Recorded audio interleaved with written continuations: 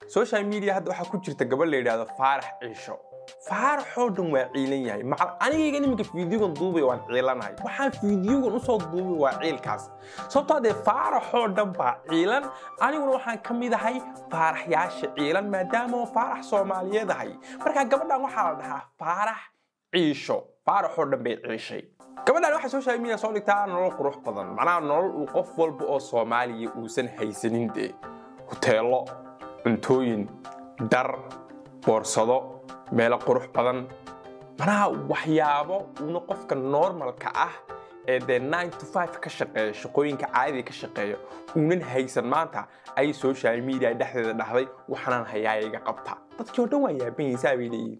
Sito Manjerio kale what is this hadaba ilaawina social media soo gashid waxa jira dad comment laan la dhaho dad comment baxsada raygooda ka baxsanayaan marka dadkaas aad ugu soo daatay gabadhan waxaana u badnaa rag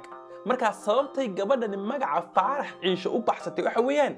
ragii ayaa comment xun ka soo wada bixiyay gabdhaha qaarna way ka soo bixinayeen laakiin adu muhiimadu waxa weeyaan ragga u badnaa inta commentiga xun soo qoraysay kadibna waxay dhahdaan sidii ay Soomaalidu waagi hore dhigi jirtayba hadii dhagaxaan lagu soo tuuro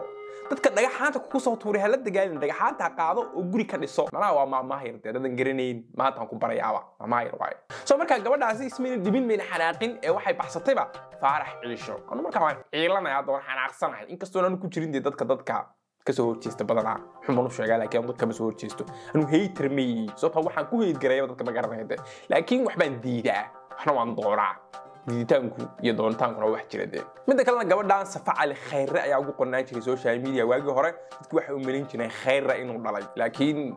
may madalin waxba isku ma aha meel la iska soo kala moomalaya marka hadaba aan tala idin hayaa waliba talaan waxa ku socotaa dumarka daawadayaasha anu iyada waxba kama dhaxayo iyada lama hadlayo macal laakiin se talada waxaan siinayaa dumarka gabadhaas daawada ee comment ugu soo qoraya my role model ilaahow nolosha saa inooga dhig waxaan idin sheego walaalayaal nolosha aad haysatiin way qurux badan tahay laakiin idinku ma ogidin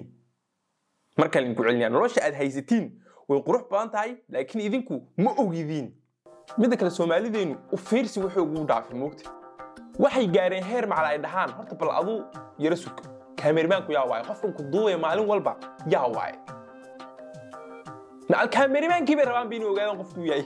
marka hadda ma kaftan ka soo baxno intaan yar waa muhiim waxayna muhiim u tahay dadka daawadayaasha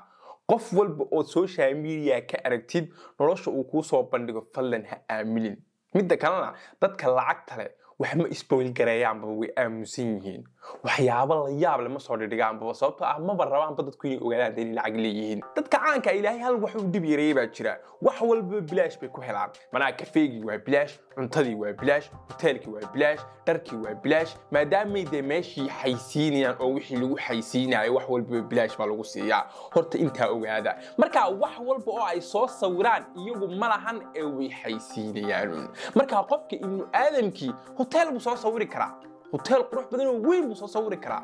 cafeteria soo sawiri karaa dhar buu soo sawiri karaa meel cosmetics lagu iibiyo soo sawiri karaa marka hadda aad u yaabantahay nolosha la yaabanayd ha yaabin minna ilaawin waxaad aad u la yaabisid ayaa dadka qaar normal u ah marka waxba ha la yaabin baba arag oo daaf